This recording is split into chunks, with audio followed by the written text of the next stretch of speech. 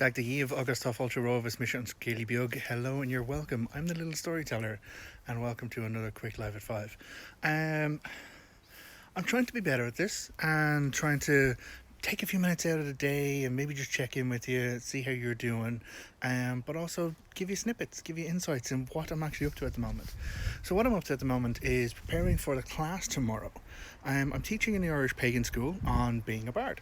Now I refer to myself as the Dagda Bard because my area of passion and exploration of the Irish lore focuses on the Dagda, but it does mean that you have to go and explore the other element of that word, this whole bard, and what is a bard, and what is involved in being a bard, and what are the structures around being a bard. So all of that is the study that I've been doing and embroiling in my brain, and I'm trying to condense it down into like 1 or 2 hours teaching, which I'll be doing from 9 o'clock tomorrow GMT Irish time.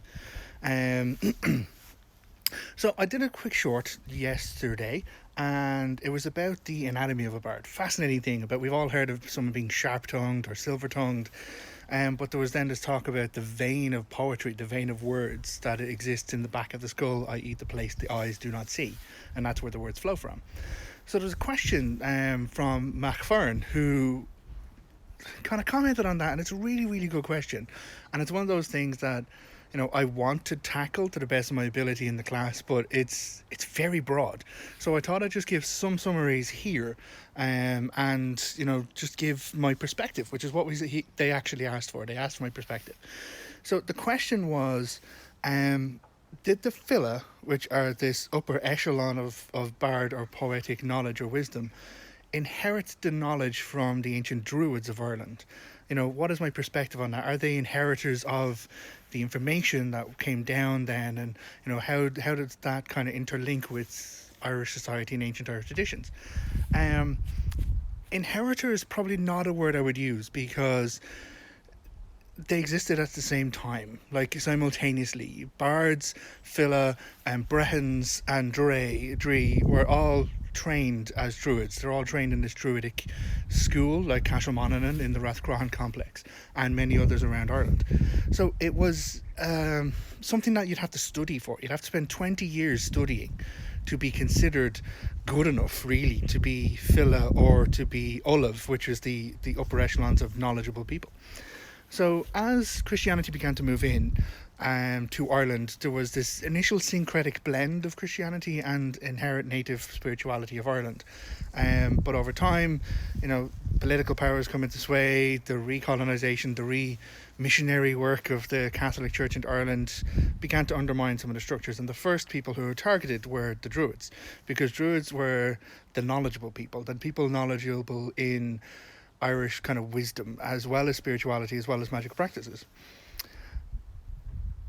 So to say that the Fila inherited from the Druids or inherited the position or the responsibility from the Druids is a bit of a misnomer, because they were always there. They were like for like. But we can say that the Druids were the first ones targeted, but then later on, whilst you'd still have saints and Fila or bards in a chieftain's hall, there's a lot of kind of early Christian saints, early Catholic saints, and their interactions with the native Irish people, which is really fascinating, because it wasn't a course of eradication, but there was this undermining of the inherent wisdom and the inherent knowledge of the indigenous people. So I'm rambling. Catch me in the class tomorrow night. There will be a lot more on this, but really, to pull it back to the point there, the bards, the Fila, remained when the Druids were put aside, and when the Brehon laws were put aside and the Brehons were put aside, the bards and the Fila still maintained, because they were the storytellers. They were the people who, provided the information, the entertainment. But one of the great traditions of it was this idea of a kecht, where a bard or a Fila turning up into a hall would have a kecht or question placed upon them. And then the bard or Fila would have to display their knowledge of Irish lore, Irish story, by answering that question. So it might be like, Kecht, why is this place called that place? Or why is, what is the story of the two bulls? And, the bard would then be like, oh, well, the answer not hard to say. And they'd have to then go into this almost informative, educational kind of conversation or dialogue, as much as it's entertaining, but it's also there to educate and to enlighten. So yes, in a way, the knowledge and the lore, the ancient knowledge and lore, was always actually held by the bards. Even when the Brehons were passing judgment on a particular legal kind of circumstance, there'd still have to be a fella or a bard there to remember every other legal precedent, every other occasion of something like that, or even to just announce the lineage and the standing of the two individuals involved in the legal dispute. So there's a lot of kind of involvement with filla and bard throughout the entire kind of culture. So it's not a case that the bards were the only ones to have this passed down information from the Druids, but they were probably the last ones who were around to remember and to provide on the remembrance of what the ancient or Irish stories, ancient Irish traditions were teaching them. So we do know that the penal laws, if you're studying Irish history at all, the penal laws are one of the worst kind of fucking things ever done to my country by the English crown. And specifically, there was one particular penal law placed in by Edward III, which was no house shall entertain a bard. And at that point, I think it was around the... I will have the dates for the class again tomorrow at 9 o'clock.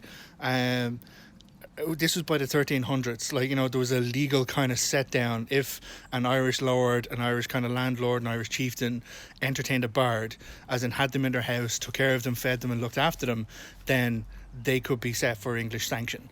So it's at that point that we see the kind of the last hammer nail going in. But even though the penal laws were put in place, down in Munster, there was a very specific tradition of Irish bards, and they maintained that tradition because fuck yous, fuck your English crown. And they maintained a tradition of like gatherings of Irish fella, gatherings of Irish bards to keep those stories going, to keep those stories alive. So rambling me, a lot of talk from me. I'm very, very inspired about this topic. Again, irishpaganschool.com is where you will find my conversation on this in more detail. If you would like to join me for the class, if you would like to experience it, you got to go to that to our school and sign up and enroll. So the live class will be done, as I said, tomorrow, Sunday, 26th at 9 p.m. GMT. But if you don't manage to make the class, you can always pick it up afterwards because we always take recordings for those classes too. So, as ever, Gurav Mahagat, thank you very much. And until next time, look after yourself and slán. Bye.